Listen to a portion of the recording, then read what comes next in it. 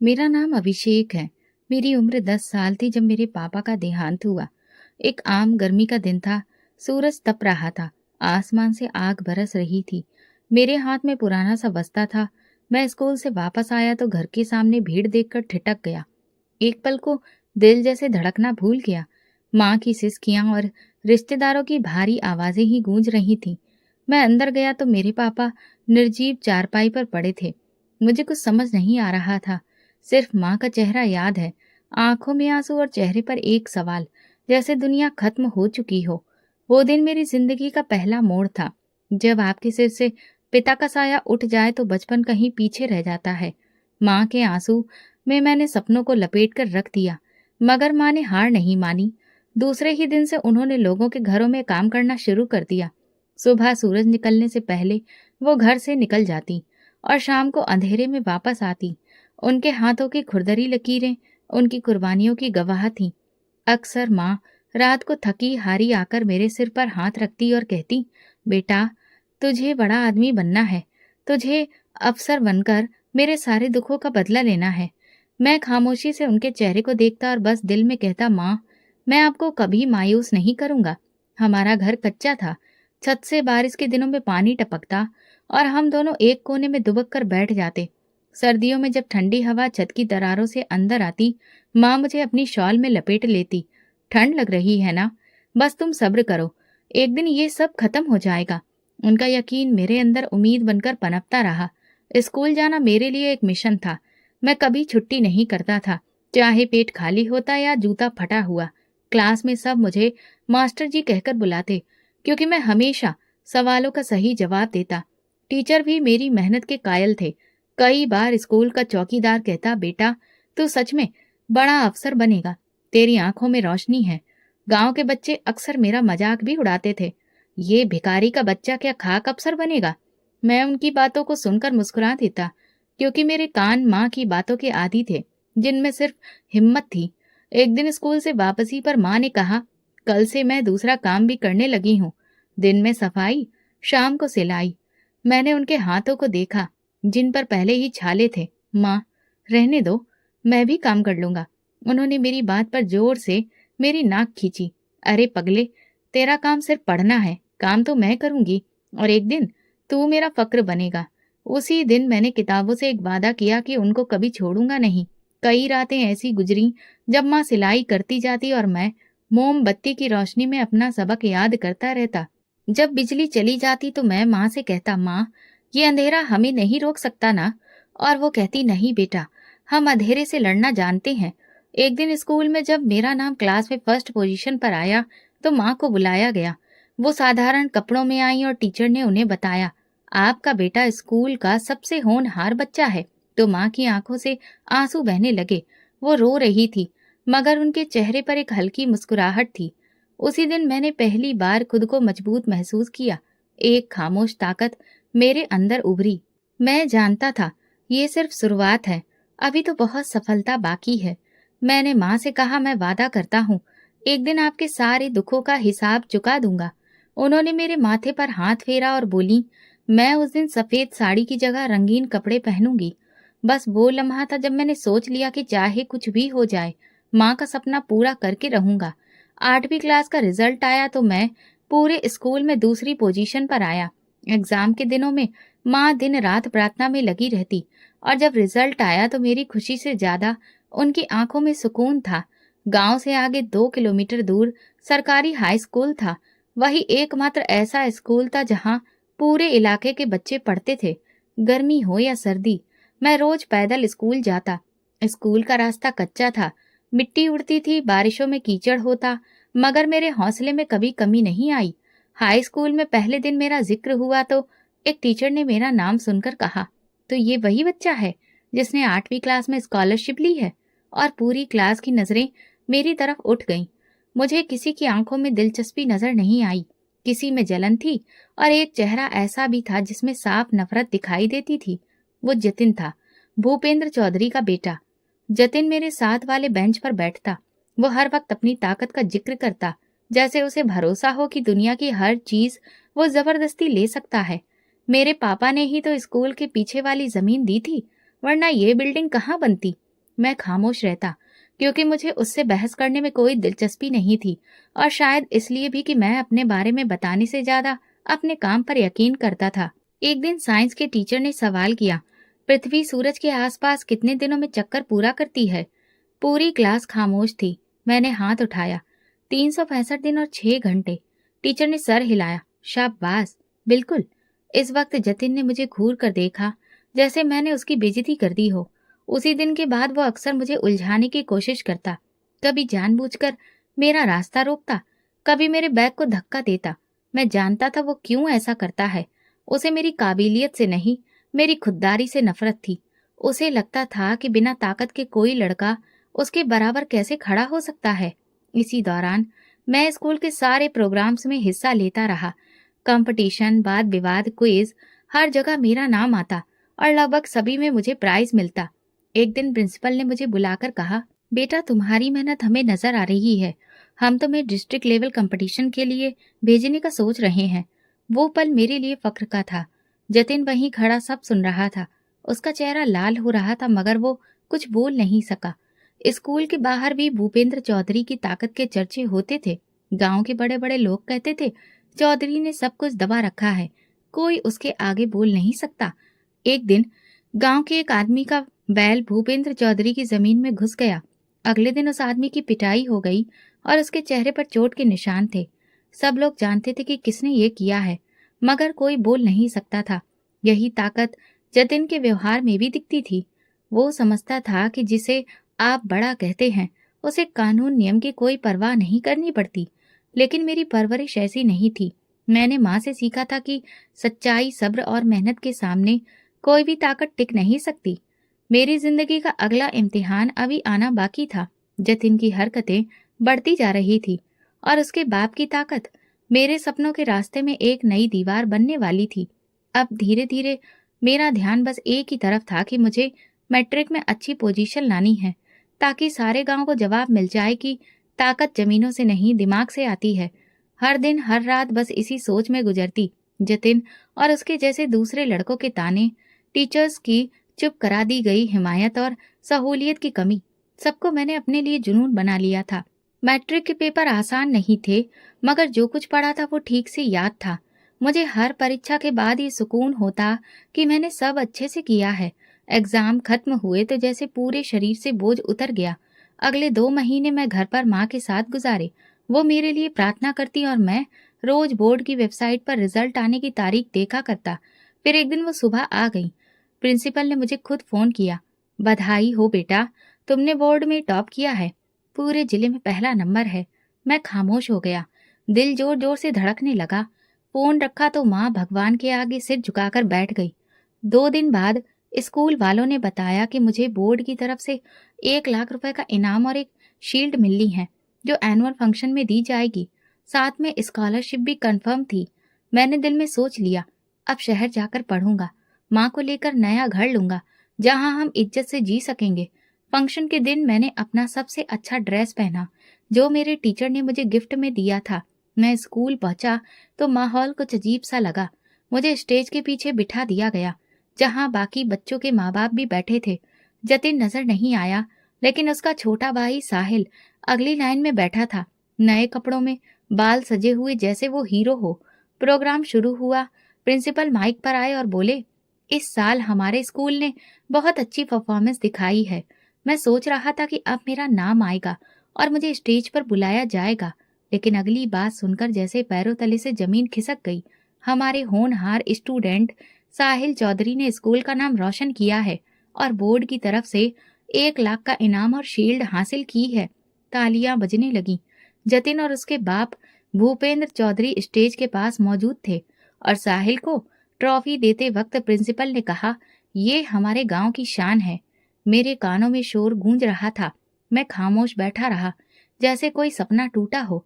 मैंने मेजबान से पूछा, मेरा नाम क्यों नहीं लिया गया? उन्होंने धीरे से कहा, मामला ऊपर से आया है, हम कुछ नहीं कर सकते। प्रोग्राम खत्म हुआ तो सब बच्चे अपने प्राइज के साथ तस्वीरें खिंचवा रहे थे। मैं एक तरफ खड़ा साहिल को शील्ड हाथ में लिए हंसते हुए देख रहा था। जतिन ने मुझे देखकर ताना मारा, होशियार होने से भी क्या फायदा जब आपके पास जमीन ना हो। बस वो पल था, मैं स्टेज के करीब गया और साहिल के मुंह पर जोरदार थप्पड़ मारा। स्टेज पर सन्नाटा छा गया। जतिन कुछ समझ नहीं पाया और मैं भाग चुका था। मेरे कदम खुद ब खुद बस अड्डे की तरफ उठे। रास्ते में किसी को कुछ नहीं बताया। मेरे पास सिर्फ 2,000 रुपए थे, जो स्कूल से मिले थे, शायद इसी दिन के लिए। बस स्टैंड पर पहुंचा तो पहले ही बस शहर की तरफ जा रही थी। टिकट खरीदा और बैठ गया। मैं नहीं जानता था कहाँ जा रहा हूँ या कहाँ उतरना है। बस चलती रही और मैं खिड़की से बाहर देखता रहा। मेरे मन में लगातार वो स्टेज का मंजर चल रहा था, वो शील्ड जो मेरी थी, वो झूठी मुस्कुराहट, वो ताकत का खेल। मेरे पास छोटा सा बस्ता था, पर दिल में एक आग थी। ये सब कुछ मेरे लिए नया नहीं था, पर यह धोखा मेरी पहचान पर हमला था। मुझे मालूम था अगर मैं घर वापस गया तो भूपेंद्र के आदमी मुझे ढूंढ निकालेंगे, और अगर वो मुझे पकड़ लेते तो मेरे लिए कोई रास्ता नहीं बचता। मैं जानता था मैं अपनी माँ से दूर हो रहा हूँ, पर अब उनसे कुछ बनकर ही मिलूंगा। इसलिए मैंने वापसी का रास्ता नहीं देखा, आगे जाने का इरादा कर लिया, चाहे पता ना हो कि मंजिल कहाँ है। बस में जब होश आया तो मैं जैसे एक सपने से बाहर निकला। बस अड्डे पर भीड़ थी, मगर मेरी आंखें खाली। मैं खिड़की के पास बैठा बाहर देख रहा था। मेरे साथ वाली सीट पर एक उम्रदराज इंसान बैठे थे, जिनके चेहरे पर एक सुकून था। उनकी नजरें मेरे चेहरे पर थी। कुछ देर बाद उन्होंने नरमी से पूछा, बेटा कहाँ जा रहे हो? मैंने कंधे उचकाए, पता नहीं। उन्होंने फिर सवाल किया, घर वालों से इजाजत ली? मेरी आंखों से आंसू बहने लगे। मैंने चेहरा मोड़ लिया। शायद बात करना नहीं चाहता था, या शायद शब्द ही नहीं थे। बस शहर से बाहर निकल चुकी थी।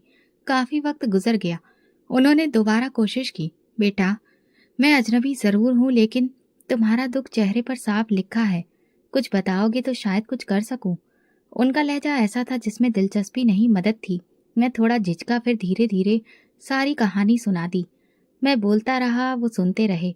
जब मैं रुका तो वो कुछ पल चुप रहे, फिर धीरे से बोले, तुम बहुत खास हो, तुम्हें कोई बचाने वाला है, तभी तुम आज मेरे पास आए हो। मैंने कुछ नहीं कहा, बस उनकी तरफ देखा। मेरा नाम अमर है। मैं एक फाउंडेशन से जुड़ा हूँ। वहाँ ऐसे बच्चे, बूढ़े, औरतें, सबको सहारा दिया जाता है जिनका कोई नहीं होता।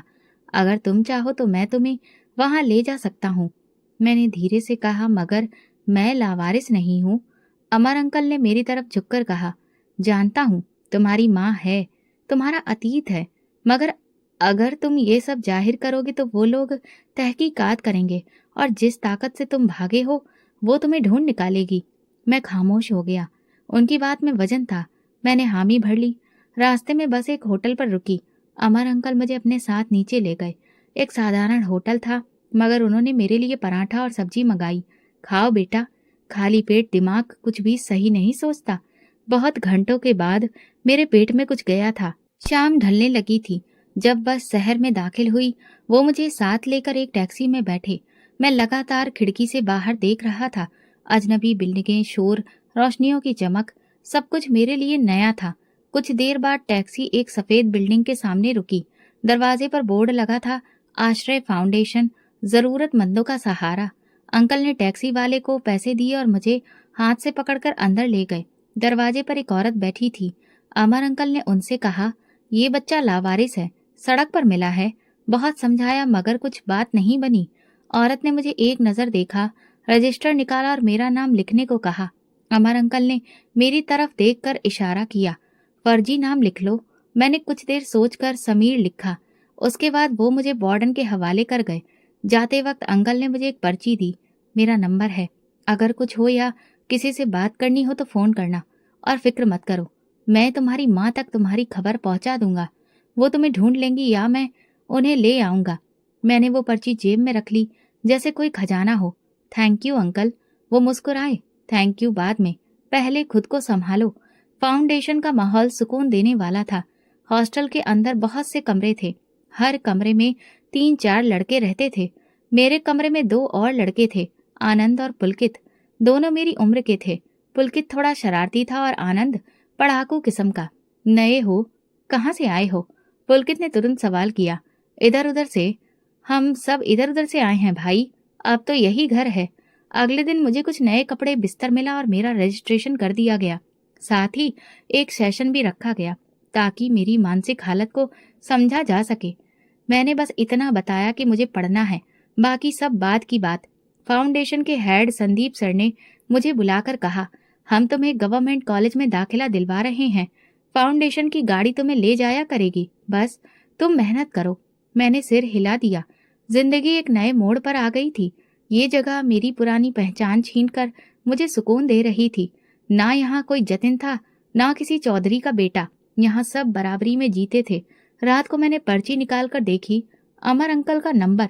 कुछ देर उसे घूरता रहा। दिल चाहा फोन करूं, पर फिर सोचा उन्हें वक्त चाहिए होगा। मैंने खुद से वादा किया कि यहाँ से मैं वही बनूंगा जो मेरी माँ चाहती थी, मगर इस बार बिना किसी का एहसान लिए। उस रात नींद सुकून से आई। कई दिनों बाद ऐसा लगा कि मैं सुरक्षित हूँ। फाउंडेशन में दिन अच्छे से गुजरते थे। हर चीज एक नियम के तहत चलती थी। सुबह की शुरुआत पूजा पाठ से होती, फिर नाश्ता। जो लड़के स्कूल या कॉलेज जाते थे उनके लिए पिकअप और ड्रॉप सर्विस मौजूद थी। मैं भी जल्दी ही इस रूटीन का हिस्सा बन गया। जिस कॉलेज में मेरा एडमिशन हुआ था वो शहर के मशहूर सरकारी कॉलेजों में से एक था। यहाँ आना मेरे लिए किसी सपने जैसा था, क्योंकि पहली बार मैं उन क्लासरूम में बैठने वाला था जहाँ किसी भी तरह की कमी नहीं थी। कॉलेज के पहले दिन मेरी मुलाकात विक्रम से हुई। वो मुझसे 1 साल सीनियर था और फाउंडेशन में ही रहता था। तुम नए हो? जी, समीर नाम है मेरा। विक्रम बोला, कुछ भी चाहिए हो बिना झिझक के बताना। ये कॉलेज पहले दिन थोड़ा खौफनाक लगता है, लेकिन आदत हो जाती है। विक्रम के बड़े दिल ने मुझे शुरू के दिनों में काफी सहूलियत दी। क्लासेस शुरू हुई तो मैंने महसूस किया कि यहाँ कंपटीशन बहुत मजबूत है, मगर मुझे उसका सामना करने का मजा आने लगा। मैं हमेशा अपनी सीट पर सबसे पहले आकर बैठता, टीचर से सवाल करता, नोट्स बनाता और हर डिबेट में खुद को व्यस्त रखता। एक दिन मेरी क्लास की टीचर मिस नैना ने कहा, समीर, तुम नए हो मगर तुम्हारे सवालों से लगता है कि तुम काफी कुछ पहले ही पढ़ चुके हो। तुम्हारे जैसा फोकस मैंने कम ही देखा है। ये बात मेरे लिए एक नई ऊर्जा का कारण बन गई। मैंने खुद से कहा, यहाँ भी वही नियम चलेंगे, मेहनत, खामोशी और खुददारी। फाउंडेशन में शाम के वक्त स्पोर्ट्स का समय होता था। सब लड़के ग्राउंड में आकर फुटबॉल या क्रिकेट खेलते थे। पहले दिन मैं कोने में बैठकर सबको देखता रहा। फिर एक दिन विक्रम ने बॉल थमाते हुए कहा, बस बहुत देर बैठ लिया, आओ खेलते हैं। यहाँ से पढ़ाई दिमाग तक जाती है, थोड़ा सांस लेना भी सीखो। तब मुझे अंदाजा हुआ कि यहाँ सिर्फ सिर छुपाने की जगह नहीं, जिंदगी जीने का सलीका भी सिखाया जाता है। पुलकित जो मेरे साथ कमरे में रहता था वो अक्सर मजाक करता, यार तुम कोई स्टूडेंट नहीं, कोई खुफिया रोबोट लगते हो, हर वक्त पढ़ाई पढ़ाई। मैंने हंसकर कहा, बस तुम खेल में अच्छे हो और मैं किताबों में। जिंदगी में किसी न किसी मैदान में तो अच्छा होना चाहिए ना। 1 महीने बाद ही मैंने अपनी क्लास में अपनी काबिलियत दिखानी शुरू कर दी थी। धीरे धीरे मैंने सबको पीछे छोड़ दिया। कॉलेज के दोस्तों ने मुझे प्राइवेट स्टडी ग्रुप में शामिल किया, जहां हम महत्वपूर्ण नोट्स पर चर्चा करते थे।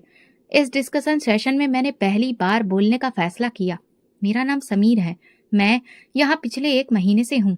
मैं बस ये कहना चाहता हूँ कि अगर किसी को लगे कि वो पीछे रह गया है तो याद रखो, आगे निकलने के लिए रेस शुरू करना जरूरी है। बाकी वक्त खुद फैसला करेगा कि कौन जीतेगा। सबने तालियां बजाईं। संदीप सर ने मेरे कंधे पर हाथ रखकर कहा, समीर, तुम सिर्फ यहाँ के बच्चों के लिए नहीं, बाहर की दुनिया के लिए भी मिसाल बन सकते हो। इस बात ने मेरे अंदर और हौसला भर दिया। अब ये दुनिया मेरी थी और मैं खुद को उसका हिस्सा महसूस करने लगा था। मैं रात को देर तक लाइब्रेरी में बैठा पढ़ता रहता। पुलकित खर्राटे मारता और आनंद होमवर्क लिखते लिखते सो जाता। हम सबकी जिंदगियां अलग थीं, मगर एक ही छत के नीचे नई उम्मीद के लिए एक नई दुनिया में जी रहे थे। जिंदगी तेजी से आगे बढ़ रही थी और मुझे अंदाजा भी नहीं हुआ कि यहाँ आए 6 महीने हो गए। अब मैं सिर्फ जिंदा नहीं था, जीने का तरीका सीख रहा था। फाउंडेशन में 6 महीने गुजरे। दिन हफ्ते नहीं रफ्तार से चलते। कॉलेज का रूटीन, सेशंस, पुलकित की शर्तें, आनंद के नोट्स के पीछे दौड़ और लाइब्रेरी की खामोश पढ़ाई, ये सब मेरे रोजमर्रा का हिस्सा बन चुका था। लेकिन कुछ चीजें ऐसी होती हैं जो सुकून में भी खलल डाल देती हैं, जैसे दिल के किसी कोने में मौजूद एक पुराना सवाल, क्या माँ को मेरी खबर मिली है या नहीं। एक दिन मैंने अमर अंकल का नंबर निकाला, उसे पढ़ा और फिर जेब में वापस रख लिया। कभी लगता कि वो व्यस्त होंगे, कभी लगता वक्त नहीं आया, लेकिन एक शाम जब लाइब्रेरी से वापस आया तो दिल बेचैन था। न पुलकित की बातों में मन लग रहा था, न खाने का स्वाद महसूस हो रहा था। आखिरकार मैंने फोन निकाला, कमरे से बाहर निकलकर सीढ़ियों पर बैठा और नंबर डायल किया। कई सेकंड तक घंटी बजती रही, फिर किसी आदमी ने फोन उठाया। हेलो जी, नमस्ते, क्या मैं अमर अंकल से बात कर सकता हूँ? दूसरी तरफ खामोशी छा गई। फिर धीरे से आवाज आई, बेटा आप कौन? मैं समीर हूँ, वो बच्चा जिसे उन्होंने फाउंडेशन में एडमिट कराया था 6 महीने पहले। कुछ देर तक दूसरी तरफ सिर्फ सांसों की आवाज सुनाई दी। फिर वो बोले, बेटा मैं उनका कजिन हूँ, अमर भाई का तो देहांत हो गया। मेरे हाथ से फोन गिरते गिरते बचा। क्या मतलब? किस दिन? उसी दिन शाम को जब वो फाउंडेशन से वापस आ रहे थे। उनकी गाड़ी का एक्सीडेंट हो गया। हम सबको यही लगता था कि वो अकेले थे, पर अब आपकी बात सुनकर समझ आ रहा है कि वो कोई जरूरी काम करने गए थे। मैंने थैंक यू कहकर फोन बंद कर दिया। सीढ़ियों पर बैठे बैठे मेरी नजरें जमीन पर गड़ गईं। 6 महीने और मुझे खबर तक नहीं हुई कि वो इंसान जो मेरे लिए एक नई जिंदगी का दरवाजा खोल कर गया, खुद जिंदगी से विदा ले चुका था। अगले दिन मैंने खुद को अपने रूटीन पर वापस धकेल दिया। मैं रोज अमर अंकल के लिए प्रार्थना करता।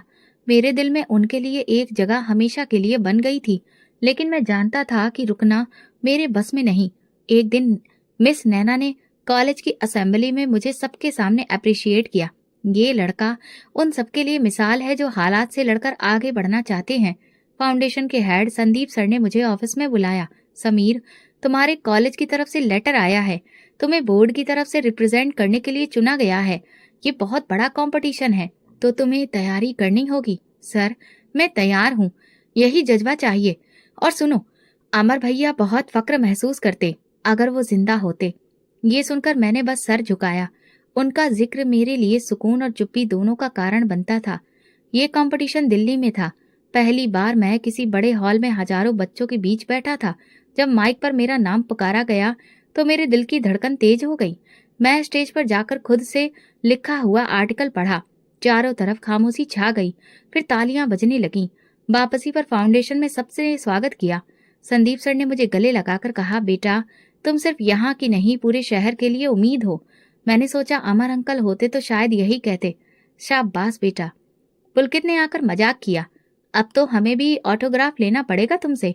आनंद ने कहा, भाई बस इतना मत उड़ना, वरना पंखे से टकरा जाओगे। हम तीनों हंस पड़े। जिंदगी आगे बढ़ रही थी। मैंने दुख को अपने अंदर दफन किया और खुद को उस वादे की तरफ मोड़ दिया जो मन में किया था। एक रात लाइब्रेरी में बैठे बैठे मैंने अपनी डायरी निकाली। उसमें एक नया पन्ना खोला और ऊपर लिखा, अमर अंकल थैंक यू, मैं वो बनूंगा जिस पर आपको फक्र होता। फिर कलम रुक गई मगर जज्बा नहीं, क्योंकि अब मुझे पता था कि कुछ लोग चाहे शारीरिक रूप से मौजूद ना हो, लेकिन उनका असर मेरी राहों को रोशन करता है। अपने कॉलेज की पढ़ाई के साथ मैं लगातार यूपीएससी की तैयारी करता रहा, लेकिन ये वक्त आसान नहीं था। फाउंडेशन के बाकी लड़के मुझे सर कहकर बुलाने लगे थे, आधे मजाक में और आधे सम्मान में। मैं उनका मजाक भी बर्दाश्त करता और उनका आदर भी। संदीप सर ने एक दिन कहा, समीर तुम्हारे जैसे बच्चे फाउंडेशन का गर्व है। जब तुम यूपीएससी पास करोगे तो हमारा बोर्ड तुम्हारी तस्वीर लगाकर रखेगा कि ये यहाँ से उड़ान भरकर निकला है। मैंने कहा, सर उड़ान के लिए पर काफी हैं, बस मौसम साथ दे। यूपीएससी के एग्जाम का वक्त आ गया। मैं पूरी तरह तैयार था। ये सब कुछ आसान नहीं था, लेकिन हर पेपर में मेरी मेहनत दिख रही थी। एग्जाम के दिनों में फाउंडेशन की पूरी टीम मेरे लिए प्रार्थना करती थी। पुलकित ने मजाक करते हुए कहा, यार समीर, अगर तुम कामयाब हो गए तो हम तो तुम्हारी सिक्योरिटी में शामिल हो जाएंगे। नहीं भाई, तुम्हारे लिए खास दरवाजा रखेंगे, जब दिल चाहे आ जाना। एग्जाम के बाद के महीने इंतजार में गुजरे। मैं खुद को पढ़ाई में व्यस्त रखता था ताकि बेचैनी महसूस ना हो। फिर वो दिन आया जिसका मैं बरसों से इंतजार कर रहा था, यूपीएससी का रिजल्ट। मैं कंप्यूटर के सामने बैठा था, हाथ कांप रहे थे, दिल धड़क रहा था। स्क्रॉल करते करते जब मेरा रोल नंबर नजर आया तो एक लम्हे के लिए आंखें धुंधला गईं। पास, ये मात्र एक शब्द था, मगर इसके पीछे बरसों की भूख, दिन रात की मेहनत, पसीने में भीगे सपने और माँ की खामोश प्रार्थना थी। संदीप सर ने जब ये खबर सुनी तो वो ऑफिस से बाहर निकल आए और सब बच्चों को जमा करके कहा, आज हमारा समीर असिस्टेंट कमिश्नर बन चुका है। तालियां, बधाइयां, गले मिलना, सब कुछ एक फिल्मी सीन जैसा लग रहा था। पुलकित ने झट से कहा, अब बताओ रिश्ता कहाँ ढूंढना है? आनंद ने झटका दिया, पहले हमें पार्टी देनी होगी, बाकी सब बाद में। पोस्टिंग लेटर हाथ में था। पहली नजर में कुछ खास महसूस नहीं हुआ, लेकिन जैसे ही जिले का नाम पढ़ा दिल की रफ्तार तेज हो गई। ये वही इलाका था जहाँ मेरा गांव था, वही जगह जहाँ मेरा बचपन मिट्टी में घिरा था, किताबों में संभला था और सपनों में ढहा था। अब मैं वहां सरकारी गाड़ी में जा रहा था बतौर असिस्टेंट कमिश्नर। ड्राइवर ने पीछे मुड़कर पूछा, सर गांव की तरफ भी जाना है? मैंने कहा, हाँ, सीधा मेन रोड से बाएं तरफ रास्ता। मैं पहचानता हूँ, लेकिन मंजर काफी बदल चुका था। कहीं पक्की सड़क बन चुकी थी, कहीं नहीं, बिल्डिंगें खड़ी थी, मगर कुछ चेहरे, कुछ खेत, कुछ पेड़ ऐसे थे जिन्होंने वक्त के सामने हथियार नहीं डाले। गाड़ी जब मेरे पुराने घर के पास पहुंची तो मैंने रुकने को कहा। उतरकर जमीन पर नजर डाली। वो कच्चा सा घर अब मिट्टी का ढेर बन चुका था। दीवारों की गिरी हुई ईंटों की साख बाकी थी, जैसे कोई खामोश गवाही दे रही हो कि यहाँ कभी किसी ने जीना सीखा था। मैं कुछ लम्हे वहां खड़ा रहा। हवा बिल्कुल खामोश थी। फिर एक बूढ़ी औरत वहां से गुजरी। मैंने नमस्ते किया। अम्मा जी, क्या आप जानती हैं यहाँ कभी कौन रहता था? उन्होंने ध्यान से मेरी तरफ देखा। ये वो घर है जिसमें वो औरत और उसका बेटा रहते थे। उसका बच्चा बहुत लायक था। फिर वो किसी दिन अचानक गायब हो गया और कुछ दिन बाद उसकी माँ को चौधरी के आदमी उठाकर ले गए। मेरे अंदर कुछ टूटने लगा। मैंने सवाल किया, क्या किसी को पता है कि वो कहाँ गई? नहीं बेटा, किसी ने कुछ ना पूछा। सब डरते थे भूपेंद्र चौधरी के आदमियों से। कौन लगता? मैंने धन्यवाद कहा। वापस गाड़ी में आकर बैठा और कहा, सीधा ऑफिस चलो। ऑफिस में आकर मैंने सारे पुलिस और रेवेन्यू रिकॉर्ड निकलवाए, खास तौर पर उन दिनों के जब मैं गांव छोड़कर गया था। मगर माँ के बारे में कोई भी तहरीर, शिकायत या फिर कोई जानकारी मौजूद नहीं थी। चौधरी का नाम कई जगहों पर जरूर था, जमीनों के झगड़ों में, कर्ज के मामलों में, मगर माँ का जिक्र कहीं नहीं मिला। मैंने एक काबिल इंस्पेक्टर को बुलाकर कहा, भूपेंद्र चौधरी और उसके बेटों पर नजर रखो। उनके आदमी कहाँ कहाँ क्या क्या कर रहे हैं, सब कुछ रिपोर्ट करो, लेकिन खुफिया तरीके से। 2 दिन बाद मैंने गांव का दौरा किया। तमाम यूनियन काउंसिल को बुलाया गया था। स्कूल, अस्पताल, थाने का मुआयना हुआ। लोग हैरान थे कि एक असिस्टेंट कमिश्नर उनके गांव का ही पुराना रहने वाला निकलेगा। प्रोग्राम रखा गया था। उसके बाद एक बुजुर्ग मेरे पास आए, बेटा तुम वही हो ना जिसे सब कहते थे कि बोर्ड में पोजीशन लेने वाला बच्चा है? हाँ बाबा जी, वही हूँ। माँ का कुछ पता चला? मैं चुप हो गया। बाबा जी ने मेरा हाथ थाम लिया। वो बड़ी हिम्मत वाली औरत थी। सब कहते थे कि एक दिन उसका बेटा बड़ा आदमी बनेगा। तू बन गया बेटा, अब उसे ढूंढ भी निकाल। वो बात जैसे मेरे सीने पर लिख दी गई। अगले दिन मैंने ऑफिस में अमले के साथ एक मीटिंग बुलाई। हम इस जिले में हर एक रहने वाले की सुरक्षा के जिम्मेदार हैं, लेकिन मेरे लिए एक पर्सनल काम भी है। कुछ सालों पहले एक औरत को जबरदस्ती उसके घर से उठाया गया था। उसके बारे में पता करना है। नाम फाइल में नहीं होगा। उसे हर खामोश गवाह की मदद से तलाश करना है। किसी ने सवाल नहीं किया, सबने सिर हिलाया। मेरे लिए ये सिर्फ एक माँ की तलाश नहीं थी, ये कानून की परीक्षा थी जिसके भीतर रहकर मैं इंसाफ दिलाना चाहता था।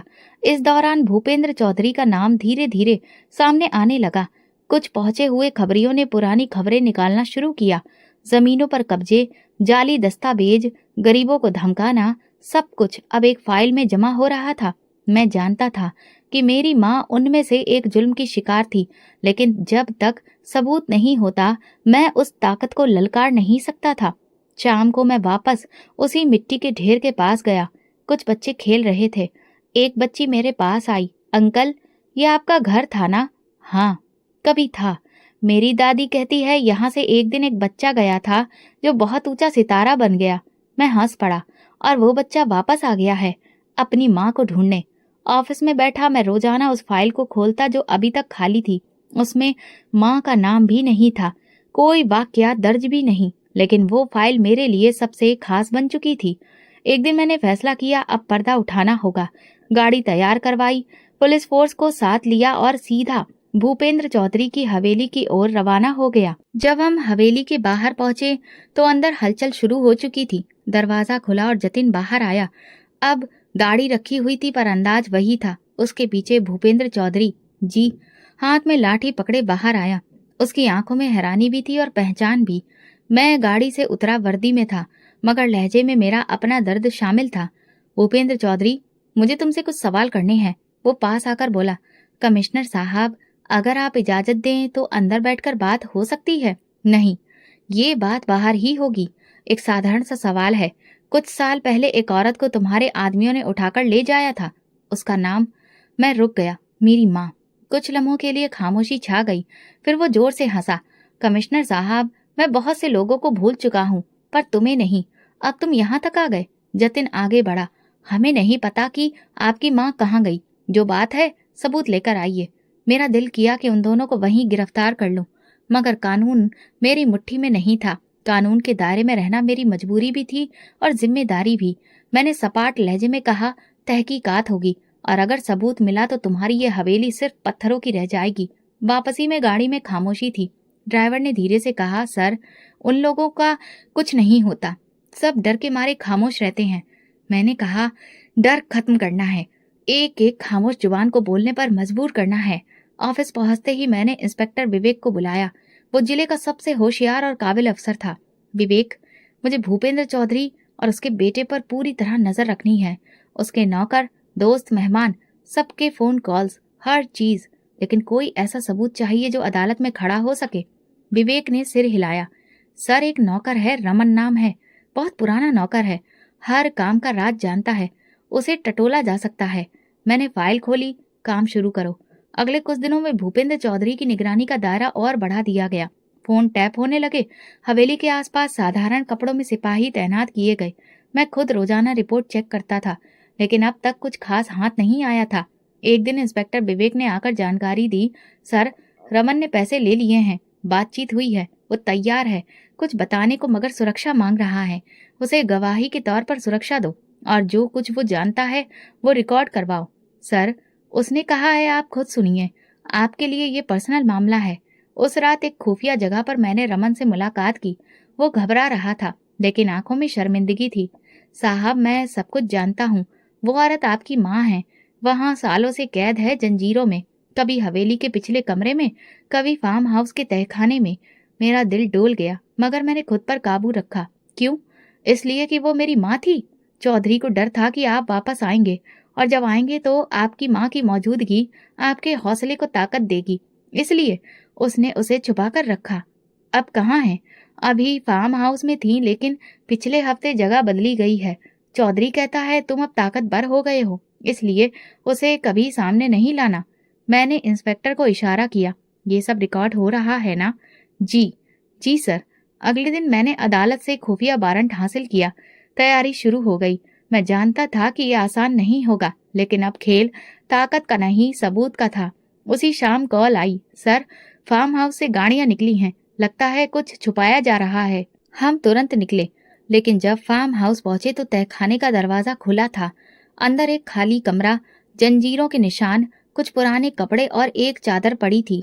मैं खामोशी से खड़ा रहा। इंस्पेक्टर बोला, लगता है किसी ने मुखबरी कर दी है। मैंने सिर्फ इतना कहा, ये खेल अभी खत्म नहीं हुआ। सच की तलाश अब और गहरी होगी।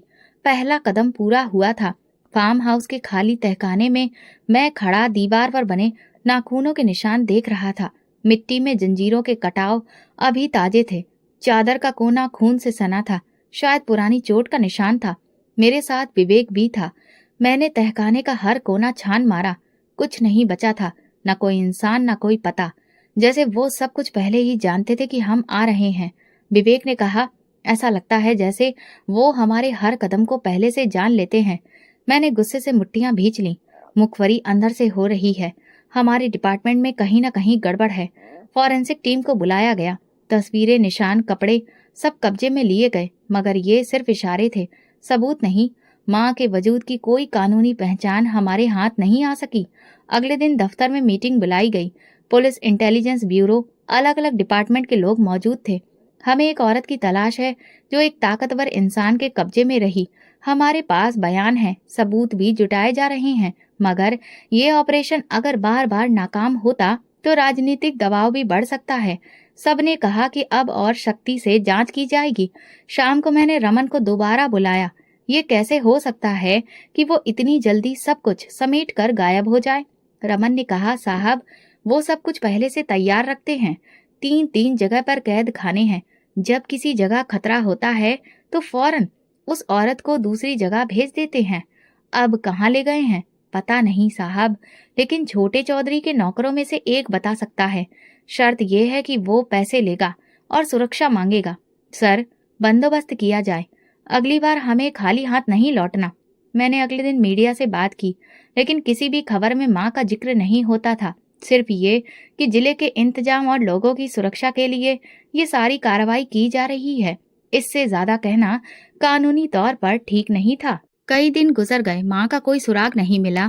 फार्म हाउस पर दोबारा छापे के लिए अदालत से इजाजत ली, लेकिन भूपेंद्र चौधरी ने पहले ही नया स्टे ऑर्डर हासिल कर लिया। वो खुलकर खेलने लगा था। इलाके के 2 लोगों को धमकियां दी गई। एक वकील जिसने हमारे लिए पूरा ड्राफ्ट तैयार किया था, उस पर झूठा मुकदमा दर्ज कर दिया गया। ऑफिस में बैठा मैं पुरानी फाइलें देख रहा था जब इंस्पेक्टर विवेक अंदर आया। सर, जो बंदा रमन ने बताया था वो मिल गया है। उसका नाम अजय है। वो पहले हवेली के पीछे काम करता था। कहाँ है? नीचे बैठा है, डरा हुआ है। ऊपर भेजो। अजय अंदर आया, कपड़े मिट्टी से सने, नजर नीचे, आवाज कपकपाती। साहब, मैं खुद देखता था उस औरत को। पिछले महीने फार्म हाउस के पीछे गाड़ी में डाला गया था। वो चीख रही थी, जंजीर बंदी थी। चेहरा देखा? हाँ साहब, पुरानी सी साड़ी पहनी थी, मगर चेहरा मुझे याद है। तुम्हारी गवाही रिकॉर्ड होगी। साहब, मेरे बीवी और बच्चे हैं, मेरी जान को खतरा होगा। तुम्हें पूरी सुरक्षा दी जाएगी। अब एक आखिरी बात बताओ, अब वो कहाँ है? कहते हैं कि उसे चौधरी शहर के करीबी जंगल में अपने नए गोदाम के तहखाने में छुपाता है। वहां कोई नहीं जाता। वो जगह बिल्कुल खुफिया है। पक्का? जी, मेरा एक साथी वहां काम करता है। उसी रात इंटेलिजेंस टीम ने इस बात की पुष्टि की कि वो जगह चौधरी के इस्तेमाल में है और वहां दिन रात सिक्योरिटी तैनात है, मगर वो किसी और नाम पर रजिस्टर्ड है। इसीलिए सब कुछ बस फॉर्मेलिटी के नाम पर किया जाता है। मैंने प्लान तैयार किया। इस बार छापा सिर्फ कानूनी नहीं, खुफिया भी होगा। पुलिस की वर्दी नहीं, आम कपड़े। रात का वक्त था। टीम तैयार हुई। 8 लोग थे। हमने अजय को भी साथ लिया ताकि वो जगह की पहचान कर सके, मगर मौके पर जानकारी पहुंच गई। सर, चौधरी शहर से बाहर गया है और उसके लोग फार्म हाउस में दोबारा से किसी ने मुखबरी कर दी है। अब तो फार्म हाउस क्लीन हो चुका था। नहीं सर, अंदर से जानकारी मिली है कि वो जगह सिर्फ बाहर से दिखाने के लिए खाली की गई थी। नीचे एक और खुफिया कमरा मौजूद है। ये सुनकर मेरा खून खौलने लगा। आज रात वहीं जाएंगे और इस बार जमीन खोद कर रख देंगे, लेकिन खाली हाथ वापस नहीं आएंगे। इस बार दिल में एक फैसला था और गुस्सा भी। जुल्म का पर्दा अब हटने वाला था। अब वो ज्यादा देर पर्दे में नहीं रह सकता। मैं जंगल के पास फार्म हाउस की खुद निगरानी कर रहा था। हफ्तों की मेहनत के बावजूद कोई खास कामयाबी नहीं मिली। कई छापे मारे, कई जगह देखी, लेकिन हर बार या तो खाली कमरे मिलते या ऐसे सबूत जो कानूनी तौर पर कमजोर थे। मैं दिन रात ऑफिस में मीटिंग और इंटेलिजेंस रिपोर्ट्स के पीछे लगा हुआ था, लेकिन नतीजा बेकार था। दिल में सवाल था, आखिर कब तक? एक दिन दोपहर के वक्त मेरे ऑफिस में एक सादा सा लिफाफा आया जिस पर सिर्फ एक लाइन लिखी थी, ये खत उस इंसाफ की पहली सीढ़ी है जो बरसों से कैद है। लिफाफा खोला, अंदर एक खत और एक छोटा सा मेमोरी कार्ड था। उसे पढ़ने से लग रहा था कि इसे किसी पढ़ी लिखी लड़की ने लिखा है। कमिश्नर साहब, मैं अपना नाम नहीं बता सकती क्योंकि अभी भी मैं कैद हूँ, मगर जो हवेली में मेरे साथ हुआ उसकी कहानी बताना मेरा फर्ज है। मुझे भूपेंद्र चौधरी ने अपने बेटे जतिन के जरिए मोहब्बत में फंसाकर हवेली में बुलाया। शादी का वादा किया गया, लेकिन शादी उसके मानसिक तौर पर बीमार छोटे बेटे से करवा दी गई। 3 साल से मैं उन दोनों बाप बेटों के हाथों शारीरिक प्रताड़ना का शिकार हूँ। हर रात एक नया नर्क होता है। मैं जानती हूँ कि ये सब सिर्फ मेरे साथ नहीं हुआ। इस हवेली में एक और औरत भी कैद है, जंजीरों में, खामोश मगर जिंदा। उसे लड़की के मुताबिक सब कुछ उसी जगह पर है। अगर इंसाफ जिंदा है तो ये कदम पहला होगा। मेहरबानी करके देर मत करिए, मुझे बचा लीजिए। मैंने तुरंत मेमोरी कार्ड लैपटॉप में लगाया।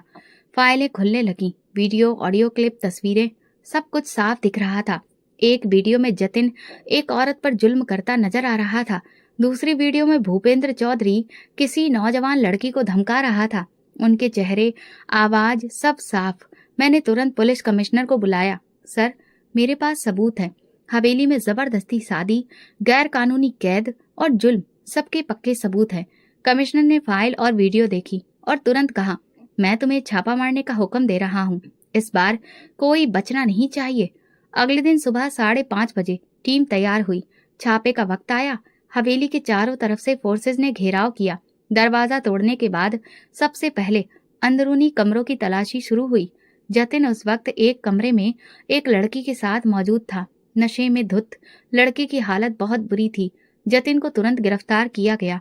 वो विरोध करता रहा मगर गिरफ्तारी हुई।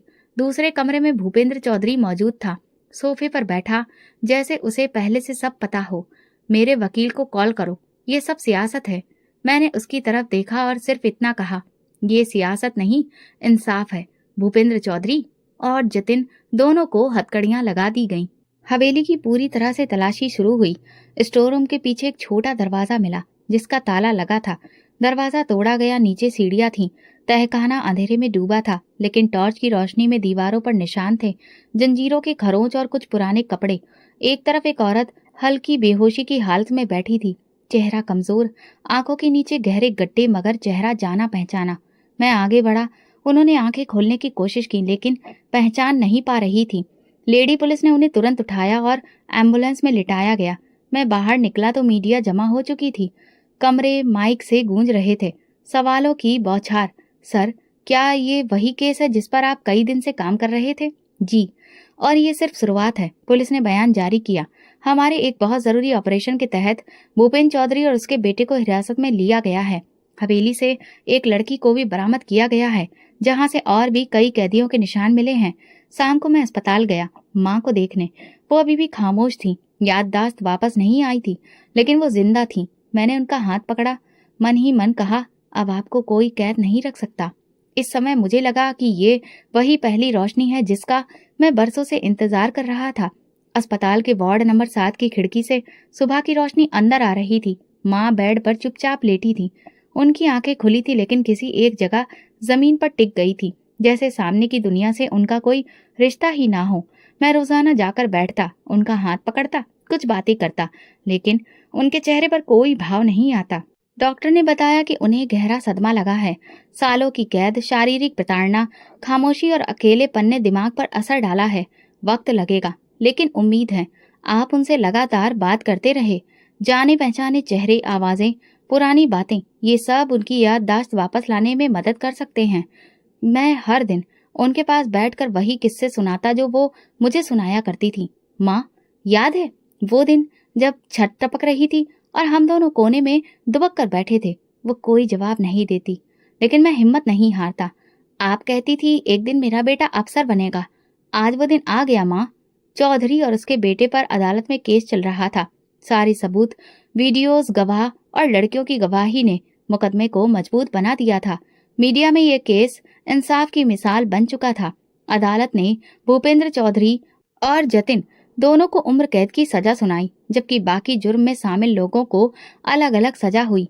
हवेली और फार्म हाउस समेत सारी जायदाद जब्त कर ली गई और सरकारी कब्जे में ले ली गई। मगर मेरे लिए सबसे जरूरी जीत अभी बाकी थी। माँ की याददाश्त वापस आना, उनका अपने बेटे को पहचानना।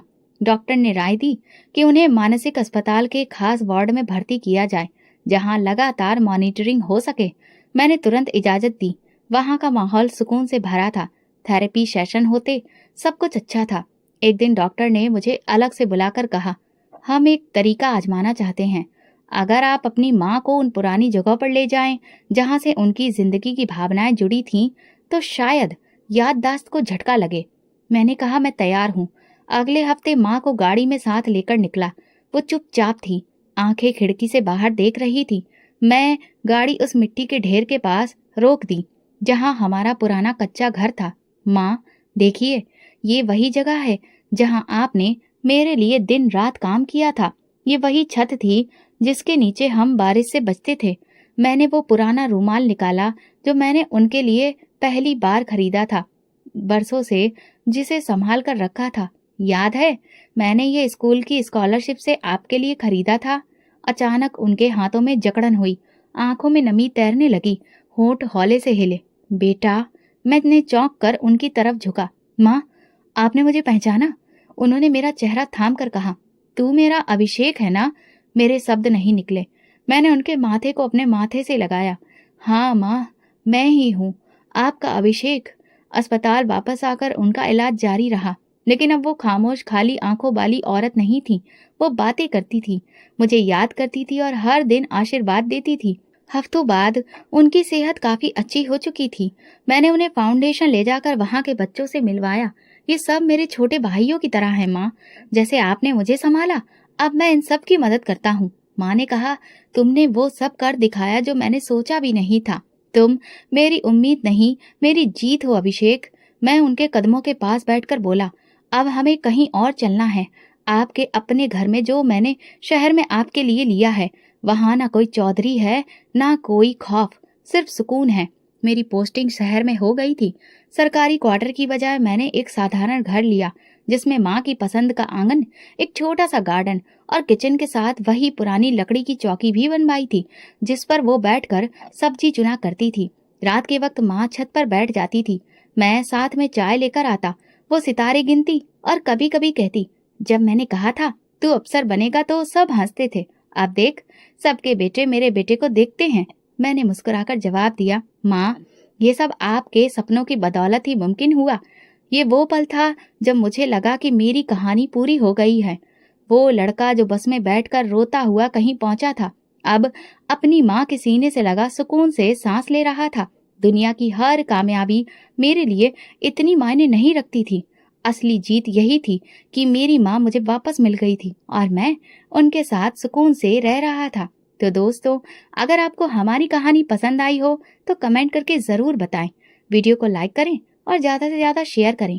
अगर आप इस चैनल पर नए हैं तो सब्सक्राइब जरूर करें और नोटिफिकेशन बेल को दबाएं ताकि अगली अपडेट सबसे पहले आपको मिले। धन्यवाद।